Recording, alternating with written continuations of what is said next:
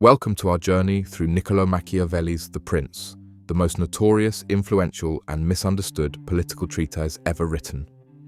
Today, we reach the very first chapter, deceptively short but packed with dynamite.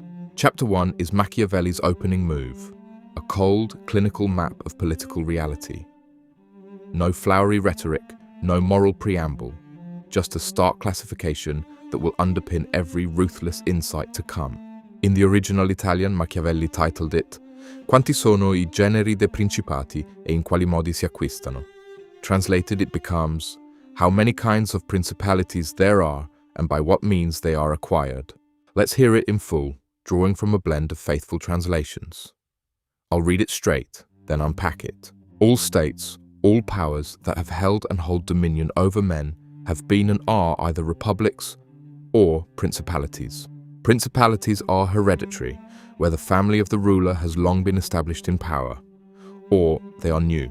The new ones are either entirely new, like Milan under Francesco Sforza, or they are, as it were, members added to the hereditary state of the prince who acquires them, as the Kingdom of Naples was added to the hereditary state of the King of Spain.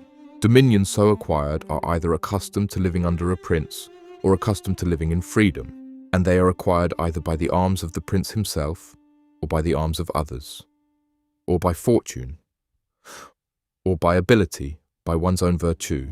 That's it. One paragraph. Less than 150 words in most translations. Yet Machiavelli has just framed the entire game of power. Let's break it down slowly, because this is the foundation stone. First, every political community falls into one of two categories. Republics, self-governing, like ancient Rome or Machiavelli's own Florence, or principalities, ruled by one man, a prince. Machiavelli focuses on principalities because he's writing advice for a would-be ruler, not a citizen assembly. Second, principalities come in two forms, hereditary and new. Hereditary ones are stable, the people are used to the ruling family. The prince inherits loyalty, tradition, and a certain legitimacy. Easy to hold, unless you're incompetent. New principalities are the dangerous, interesting ones. They're either completely fresh, like Francesco Sforza, the mercenary condottiere who seized Milan in 1450 through sheer force and cunning, or they're mixed, tacked onto an existing hereditary state, like the Spanish king annexing Naples. Why does this matter? Because the challenges are wildly different. In a hereditary state, the prince can often coast on inertia. In a new one, everything must be built or conquered from scratch. Third, newly acquired states are either accustomed to princely rule or accustomed to liberty. The former are easier to hold. The people expect a master. The latter, free cities or republics, resist fiercely because they remember self-government. Finally, the means of acquisition. 4 paths. By your own arms, the best, most secure way. By others' arms, risky because you owe them. By fortune, luck, opportunity, the wheels spinning your way. By ability, virtue, that loaded word. Not mere virtue in the moral sense, but skill, energy, boldness, manliness, the capacity to seize and shape events. Machiavelli doesn't yet say which path is best, that comes later. But notice the pattern. The more independent the method, your own arms plus your own virtue, the more durable the power. Now, a quick look at how translations vary, because these nuances matter. The older, stately versions use principalities, fortune, ability, formal, almost archaic. Tim Parks modernizes, monarchies or states, luck, personal qualities, or ability. More conversational, easier to grasp today. Harvey Mansfield stays literal, modes instead of means, virtue for virtue, but he footnotes its full range, dominions that have empire over men. Precise, almost clinical.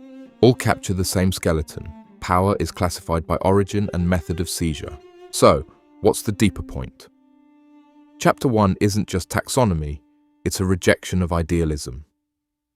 Traditional political thinkers, Plato, Aristotle, medieval scholastics, asked, what is the best regime? Or, how should rulers be virtuous? Machiavelli asks, what actually happens? How is power taken and kept? He starts with what is. not what ought to be. That shift, from imagination to effectual truth, is the revolution that makes the prince explosive. This classification sets up everything that follows. Chapters 2 through 11 explore the difficulties and techniques for each type. Hereditary states are easy. Chapter 2, new states are hard, especially mixed ones. Chapter 3, conquest by fortune alone is fragile. Chapter 7, conquest by your own virtue is glorious. Chapter 6, in one paragraph, Machiavelli has laid out the battlefield. The rest of the book is strategy. Chapter 1 ends, but the game has just begun. Next time, Chapter 2, concerning hereditary principalities, where Machiavelli explains why the heir usually has it easiest and why even that can go wrong. Until then, remember, in politics, as Machiavelli teaches, fortune favors the bold, but only if they arm themselves first.